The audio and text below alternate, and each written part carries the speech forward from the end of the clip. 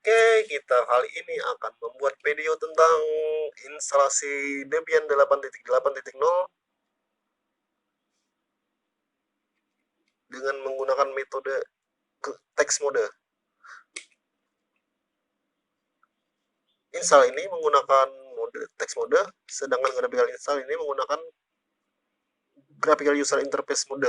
Ini akan membuat instalasi lebih lambat karena menggunakan resource, memori, dan sebagainya yang lebih besar. Karena untuk meloading gambarnya, grafiknya. Kalau yang ini text mode, dia hanya menggunakan teks, jadi akan jauh lebih cepat. Kita gunakan yang lebih cepat, ini saja. Install, enter. Di sini memilih bahasa, pilih saja bahasa Inggris, jangan menggunakan bahasa Kroasia, bahasa Jerman, bahasa Esperanto, dan sebagainya. Pilih saja Inggris, karena kita cuma bisanya bahasa ini saja, Inggris, atau bahasa Indonesia. Saya sarankan Inggris saja, karena tutorial ini menggunakan bahasa Inggris.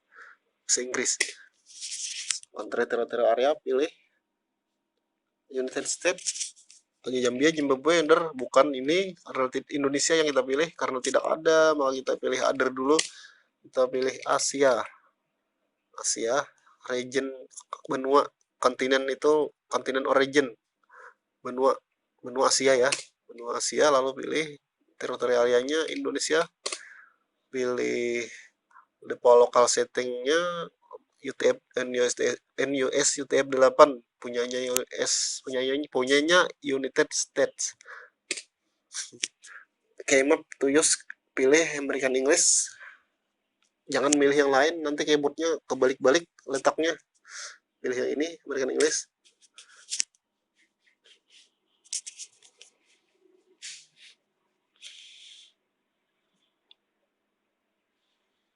Loading additional komponen, kita tunggu dulu.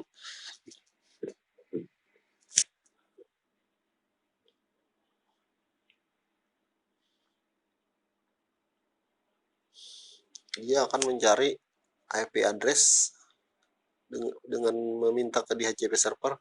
Karena tidak ada DHCP servernya di sini, tidak terhubung ke jaringan, maka dia tidak akan berhasil. Kita bisa pilih cancel atau kita tunggu saja sampai dia selesai. Tapi walaupun dia selesai, dia tetap tidak akan menemukan IP karena memang tidak ada DHCP server yang memberikan IP kepadanya. Pasti dia akan fail, gagal. Nah, network untuk configuration fail. Your network is probably not using the DHCP protocol. Karena ini, ya tadi kita pilih continue saja karena dia tidak mungkin dapat IP secara otomatis karena tidak terhubung ke DHCP server. Oke, continue. Kita bisa memilih konfigurasi network manually secara langsung di sini. Kita akan masukkan IP atau kita buat nanti saja IP-nya. Kalau yang ini kita isi sekarang, kalau yang ini nanti. Terserah Anda mau yang mana. Kita mau isi boleh. Bolehlah kita isi saja ya. IP address misalnya 192.168.100.10 misalnya. Netmasknya itu saja yang standar. Gateway-nya ini alamat router, alamat modemnya. Misalnya kalau modem Speedy, modem IndiHome biasanya 192.168.101. Jadi gateway ini alamat alat yang memberikan akses internet. Alat yang memberikan akses internet. Modem artinya. Bisa router, bisa modem. Kalau IndiHome, IP-nya ya ini, IP-nya 192.168.101. Kalau yang tadi itu tadi yang kita isi sebelumnya 192.168.100 berapa tadi? Yang oke, kita lihat dulu. Nah, kalau ini IP untuk komputer ini 192.168.110.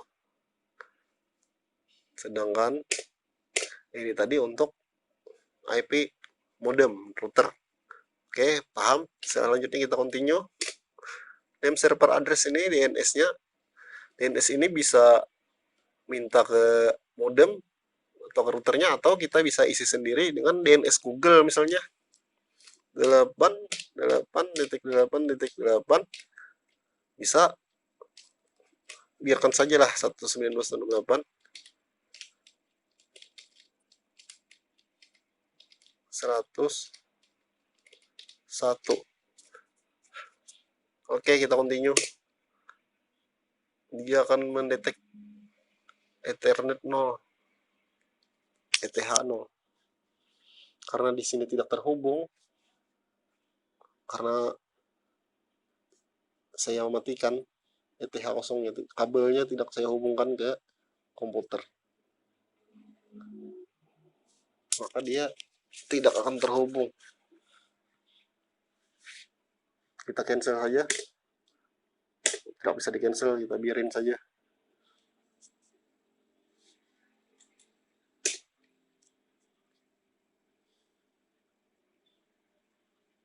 Saya di sini menggunakan VirtualBook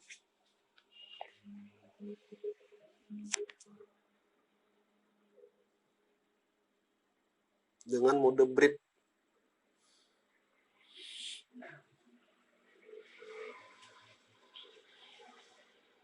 Hostname.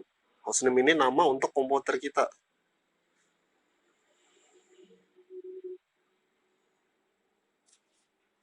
Kita beri nama misalnya server, enter. Domain name-nya kita beri nama misalnya latihan.com.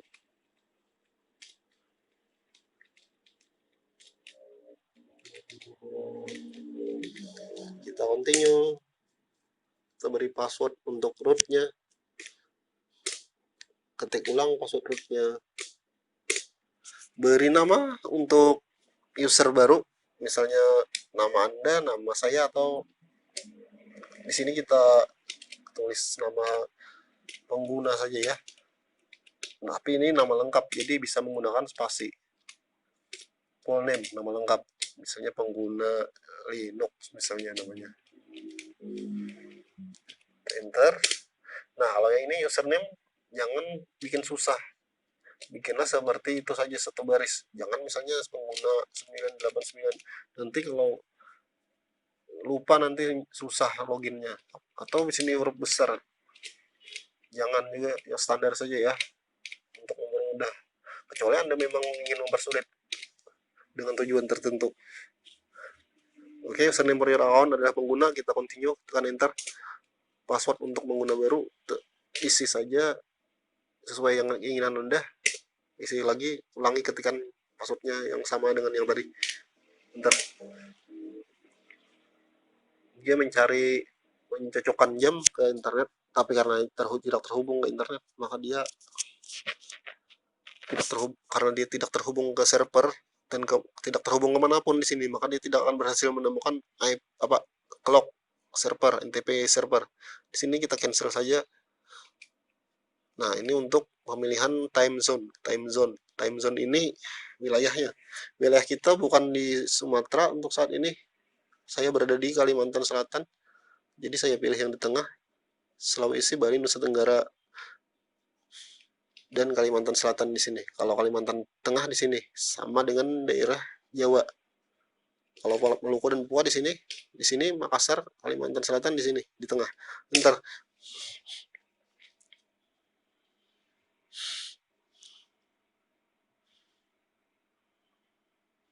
untuk partisi ini jangan menggunakan secara defaultnya ini, guided use entire disk ini memang sangat mudah, akan mempercepat karena kita tidak perlu memahami apa itu partisi.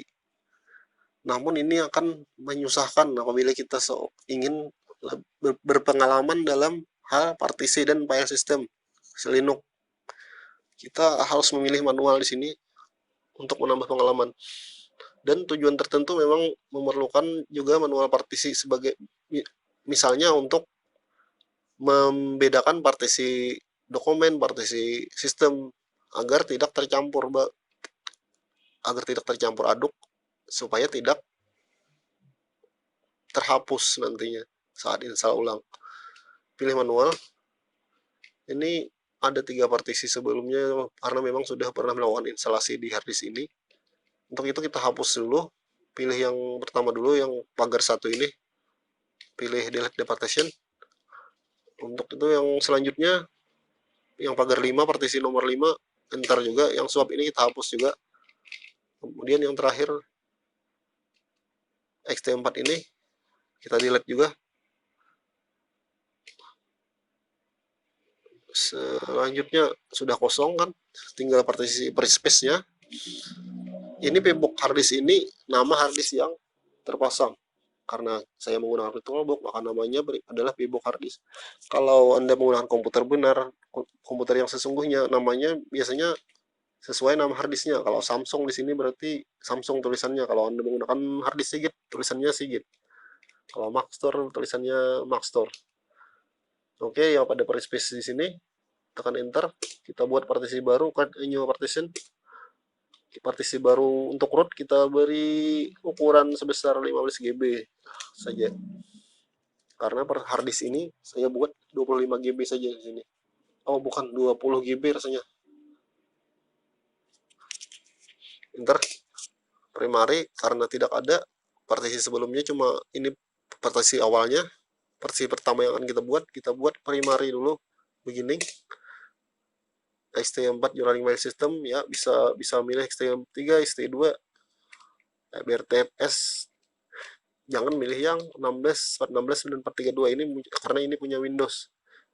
Pilih yang di antara sini aja ya. Nah, kita pilih xt4 saja yang normalnya, yang paling banyak digunakan. Biasanya digunakan xt4. Kita pilih format the partition, kita format partisinya. Yes. Endpoint-nya root. Ini root. Ini kita pilih root, the root file system. Kita bisa beri label namanya misalnya system. Bisa juga tidak usah, terserah saja ya.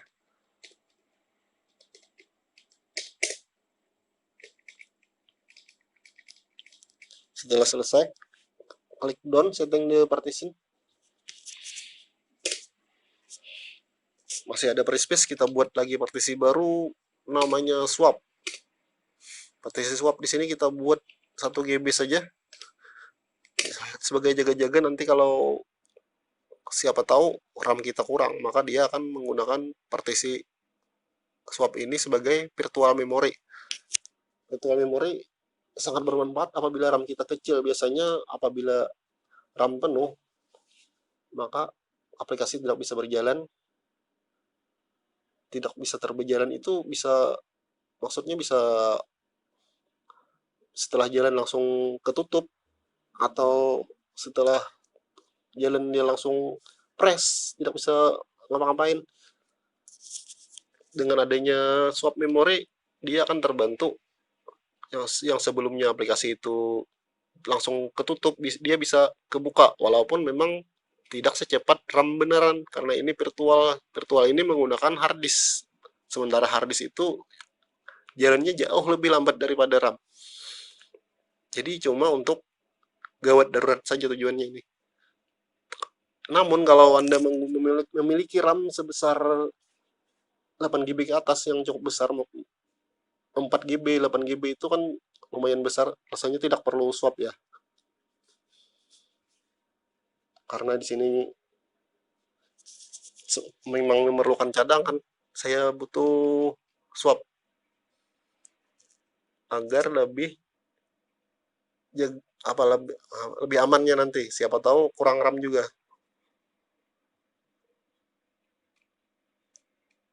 Tapi kalau yakin ya tidak perlu bikin swap lah, kalau memang sangat yakin bahwa RAM Anda cukup. Karena swap ini malah memperberat nantinya. Pilih logical ya.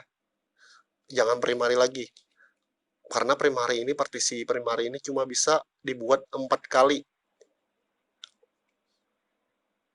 untuk tipe MBR. Sedangkan untuk GPT primary bisa lebih dari 4. Karena ini MBR, maka kita cuma bisa bikin 4. Kita harus menghematnya. Jadi sebaiknya kita bikin logical saja setelah primary tadi yang pertama tadi. Sekarang yang Selanjutnya logikal saja. Kita pilih begini. Ini ext4-nya kita ganti dengan swap area. Kita down setting partition. Ini yang terakhir kita bikin partisi home. Partisi home ini untuk nantinya kita gunakan sebagai partisi penyimpan data, dokumen, dan sebagainya.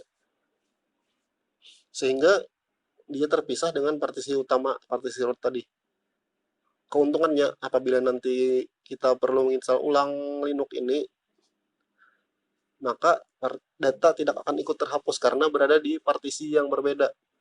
Hal ini juga biasanya sering dilakukan oleh user Windows, di mana mereka membuat partisi baru, partisi data misalnya, sehingga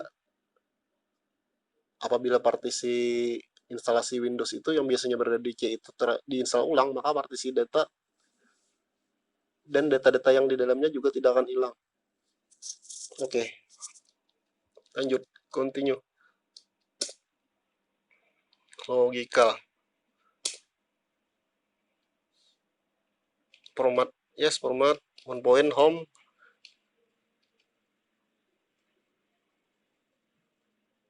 Label, kita beri label, misalnya kita beri nama data misalnya ya. Continue. Down setting up the partition.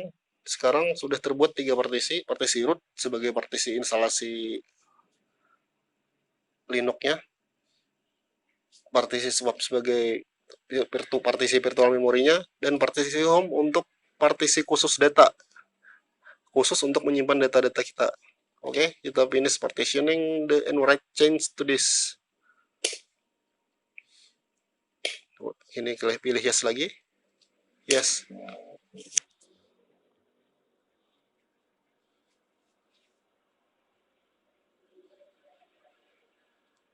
Sekarang dia melakukan instalasi sistem dasar, base system. Ini mungkin memakan waktu yang lama apabila komputer kita speknya tidak tinggi.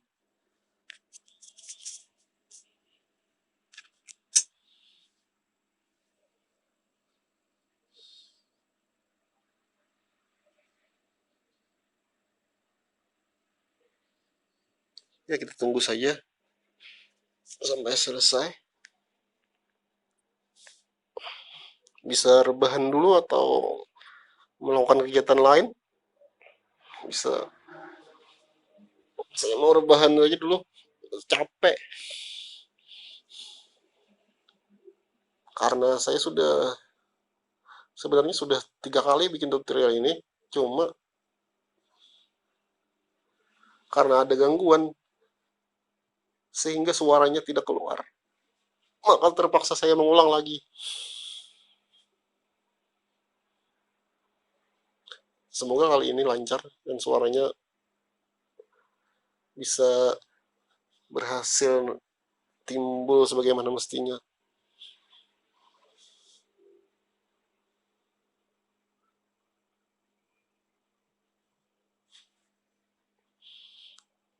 Karena apabila ini tidak berhasil juga, maka saya tidak jadi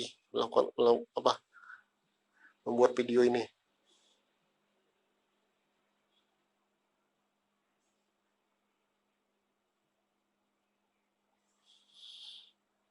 Maklum, ini terjadi seperti ini karena saya menggunakan perekam audio dan perekam video yang terpisah.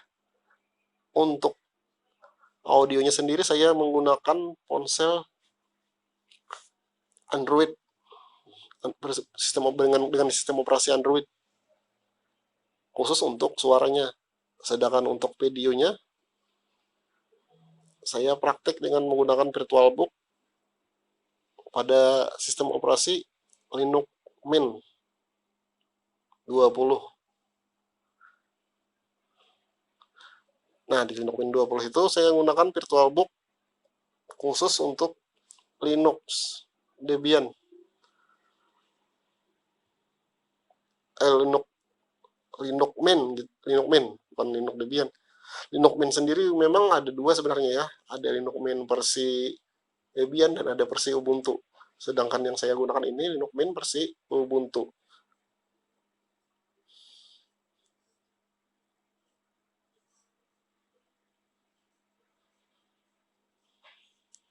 Kenapa harus saya menggunakan VirtualBook untuk pembuatan tutorial ini? Karena untuk screen recording itu sendiri tidak mungkin apabila tidak ada desktopnya. Sedangkan instalasi Debian itu sendiri, dia tidak mungkin untuk menginstal screen recording seperti itu. Karena ya dia sendiri belum masih masih diinstal kan, mana bisa diinstal aplikasi lain. Sedangkan dia sendiri masih membangun sistem operasinya sendiri. Jadi harus selesaikan dulu sistem operasi installation-nya, lalu nanti setelah selesai baru bisa menginstal aplikasi lainnya sejenis screen recording itu. Tapi itu sendiri, tapi screen recording itu juga perlu graphical user interface. Kalau misalnya kita sistem operasi kita cuma text mode, dia tidak akan jalan. Minimal kita harus punya desktop environment system bawaan misalnya Genome atau LXDM, misalnya LXDE atau KDE misalnya, baru bisa kita menjalankan screen recording.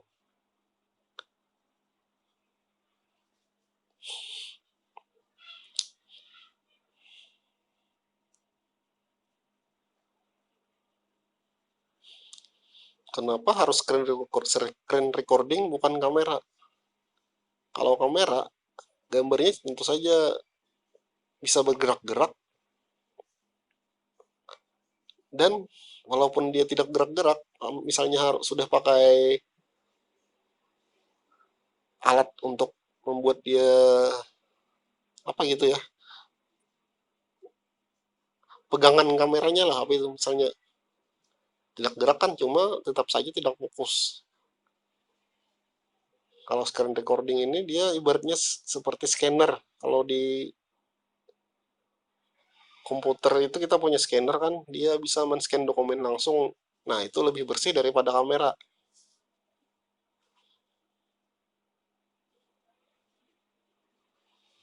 Karena dia langsung menyatu dengan kertasnya. Kalau kita mengamera kertas, kita ada jarak dengan kertas itu. Sedangkan untuk scanner, dia langsung menyatu. Jadi lebih bersih. Mirip-mirip ya dengan simple screen recorder ini.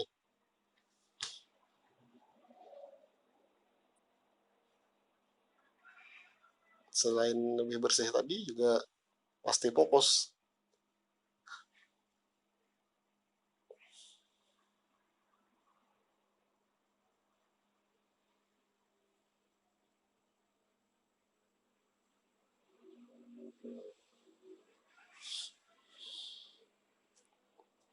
Saya ngomong-ngomong asal aja nih, daripada videonya kosong. Saya ngomong yang bukan berhubungan langsung dengan instalasi ya. Ya sekedar bagi-bagi pengalaman lah. Siapa tahu bermanfaat bagi kita semua.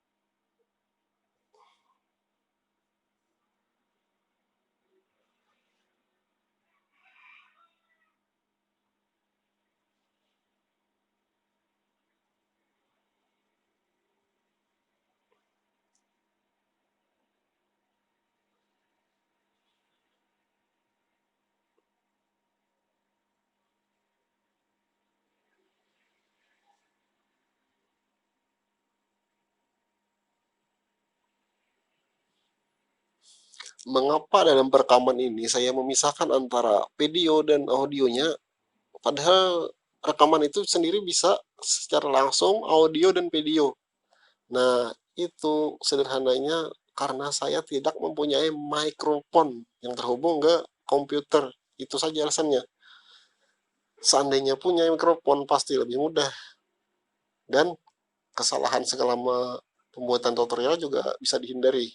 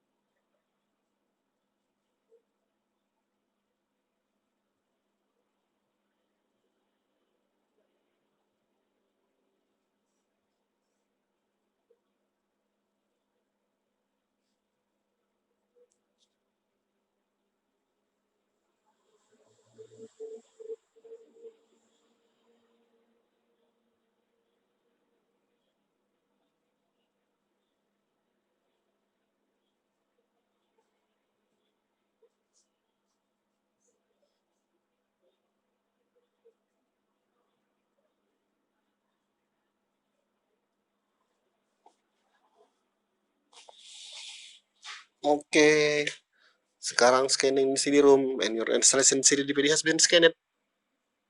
Scan its label is. Ini kita bisa memilih yes apabila memiliki lebih dari satu DVD Debian. Maksudnya bukan Debian anunya ya, Debian versi Debiannya, tapi Debian sama yang satu versi. Cuma kan ada beberapa part itu Debian itu. Ada di satu, ada di dua, ada di tiga. Kalau di binary satu itu berarti Debian di PD satu. Kalau binary dua berarti Debian di PD dua. dan seterusnya. Apabila kita memiliki di binary 2 dan 3-nya, kita bisa memilih memasukkan DPD-nya, lalu kita pilih yes. Dia akan men-scan isi dari dalam DPD itu. Namun apabila tidak memiliki DPD lainnya, cuma memiliki satu DPD instalasi yang ini saja, kita harus memilih no. Karena memang tidak punya. Ya, kita pilih no. Network mirror ini untuk repository, situs repository, sehingga repository yang kita punya akan terus terupdate secara otomatis. Namun ini memerlukan koneksi internet. Apabila tidak memiliki koneksi internet, mau tidak mau harus memilih no.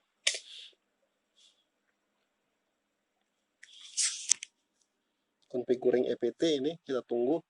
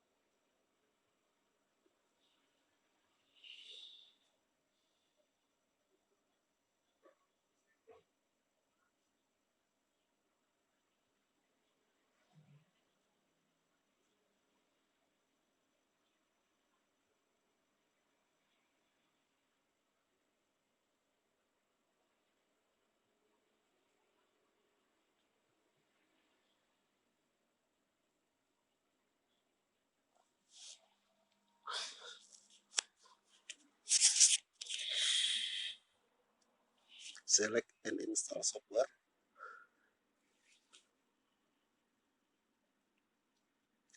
Di sini nanti kita akan memilih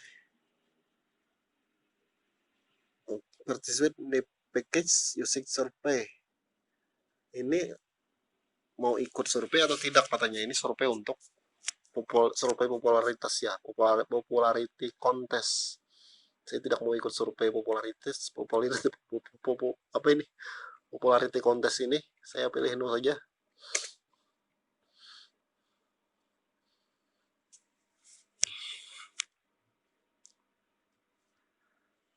At the moment, only the core of the system is installed. To tune the system to your need, you can choose to install one or more of the following predefined collection of software. Jadi, jika ingin menambah software apa yang ingin diinstal, kita bisa memilihnya di sini. Yang ini, desktop, Debian desktop environment ini kita bisa pilih Gnome, XFCE, KDE, Cinnamon, Met, XDE. Namun ini tentu saja akan menguras RAM. Dia graphical user interface ini menggunakan RAM yang besar.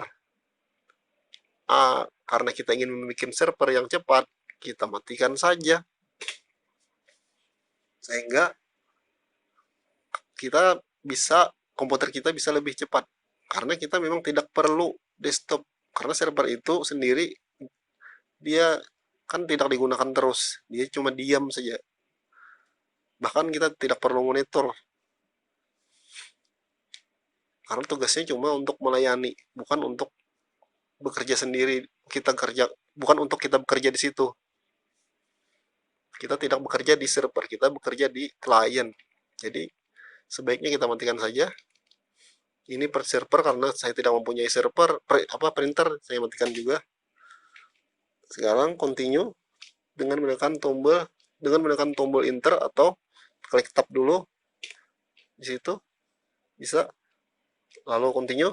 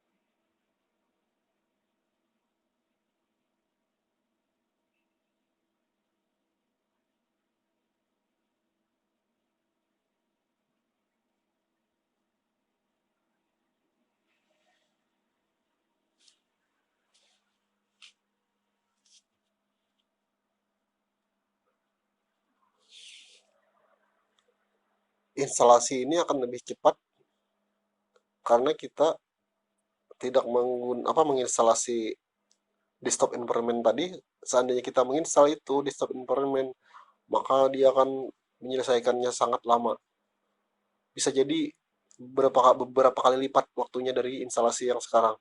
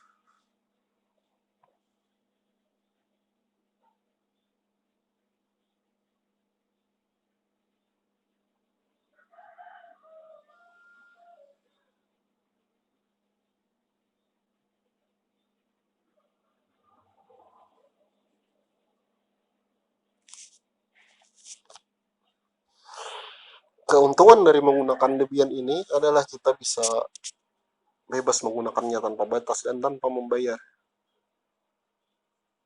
Kita bisa menggunakannya selama beberapa tahun, bahkan seumur hidup.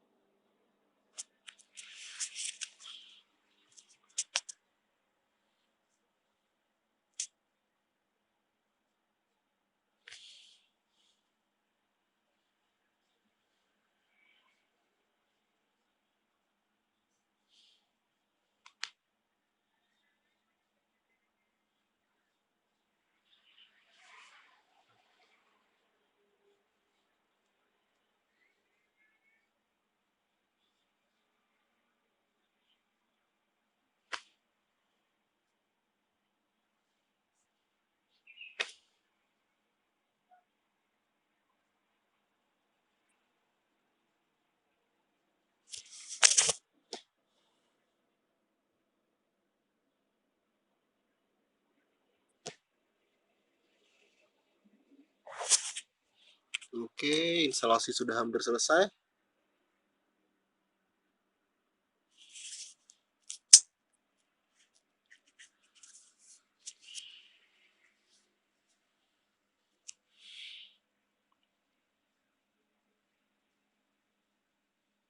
Sekarang dia menginstal grup bootloader.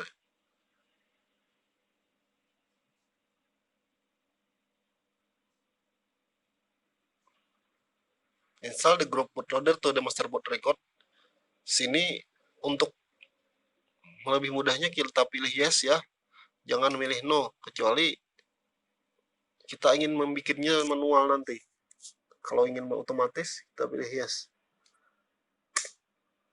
Yang ini pilih yang harddisk yang ada di komputer kita. Kalau harddisk di komputer kita ada 3, maka dia akan terbaca SDA, SDB, SDC, dan seterusnya. Karena di sini cuma ada 1 harddisk, maka yang terbaca cuma DIP SDA. Book harddisk, karena harddisk virtual book ini. Pilih di enter, tekan enter di sini. Running group install DIP SDA.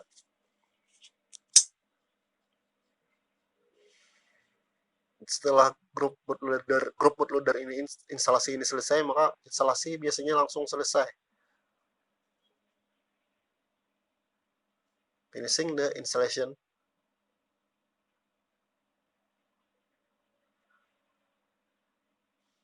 Installation complete. Nah, setelah instalasi selesai ini kita bisa memilih continue. Kalau go back kita akan mengulang lagi. Jadi pilih continue di sini.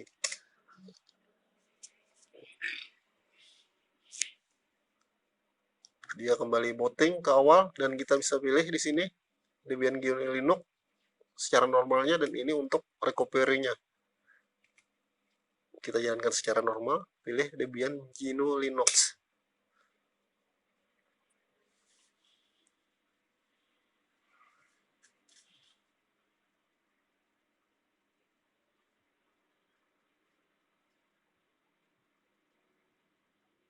Oke, sekarang sudah masuk ke login.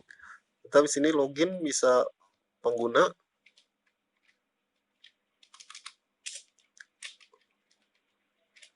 atau bisa langsung root. Kalau kita pilih login sebagai pengguna, kita masukkan password di sini, kita masih sebagai seorang pengguna user biasa. Untuk melakukan instalasi nantinya kita perlu super user. Jadi kita login saja lagi sebagai super user. Passwordnya, kasih nama. Nah, sekarang dia sudah menjadi super user, ditandai dengan tanda pagar. Kalau dolar itu user biasa, kalau tanda pagar itu super user atau root. Kita lihat partisinya yang kita buat tadi, DFH. Nah, di situ dep SDA 1-nya adalah garis miring itu root artinya, sedangkan dep SDA 6 itu garis miring home. Nah, home itu tadi sebagai penyimpanan data, dan dia sudah berada pada partisi yang terpisah, berada pada partisi SDA 6, terpisah dengan partisi root yang berada pada SDA 1. Oke, demikian tutorial kali ini, semoga mudah dipahami dan bermanfaat. Sampai jumpa lagi pada tutorial selanjutnya. Bye bye.